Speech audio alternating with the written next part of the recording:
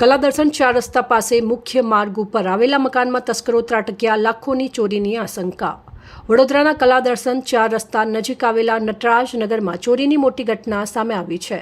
પંડ્યા પરિવાર ઘર બંધ કરી અન્ય સ્થળે ગયો હતો, તે દરમિયાન અજાણ્યા તસ્કરોએ મકાનને નિશાન બનાવ્યું હોવાનું સામે આવ્યું। સવારે પરિવાર પરત ફરતા મુખ્ય દરવાજો તૂટેલી હાલતમાં જોવા મળ્યો હતો। ઘરમાં પ્રવેશ કરતા સામાન વેરવિખેર હાલતમાં જોવા મળ્યો હતો। પરિવારના જણાવ્યા મુજબ સોનાના દાગીના સહિત અંદાજે રૂપિયા 11 લાખની ચોરી થઈ હોવાની આશંકા વ્યક્ત કરવામાં આવી રહી છે।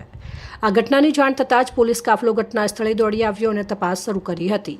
પોલીસે આસપાસના સીસીટીવી ફૂટેજ મેળવવાની તેમજ ટેકનિકલ સર્વેલન્સના આધારે આરોપીઓ સુધી પહોંચવાના પ્રયાસો હાથ ધર્યા છે।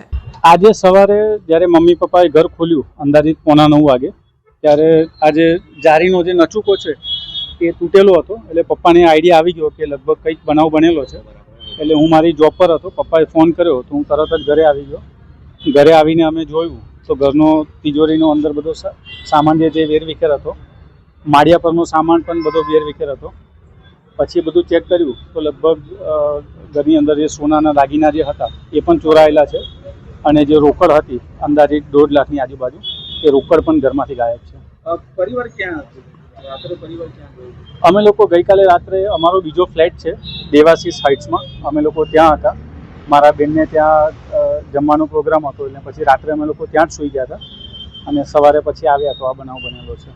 પોલીસ પ્રશાસન ફરિયાદ નોંધાવી છે? આની જાણ થતાની સાથે હું 112 પર જાણ કરેલી હતી અને તરત જ પોલીસના અધિકારીઓ બધા આવ્યા, એમને જાણકારી લીધી છે બધી, અને પાણીગેટ પોલીસ સ્ટેશનમાં પણ હું અરજી તો આપેલી છે। હવે પ્રશાસન એવું કીધું છે કે કાર્યવાહી થશે અને રિકવરી થશે એવું આશ્વાસન આપેલું છે। કેટલાની ચોરી છે? 6.5 તોલા સોનું છે અને અંદાજિત 1.5 લાખ રૂપિયાની રોકડ છે। શું નામ તમારું? સાગર સુરેશભાઈ ધોબી। રિપોર્ટ પ્રવીણ વસાવા, સંબંધ ભારત ન્યૂઝ, વડોદરા।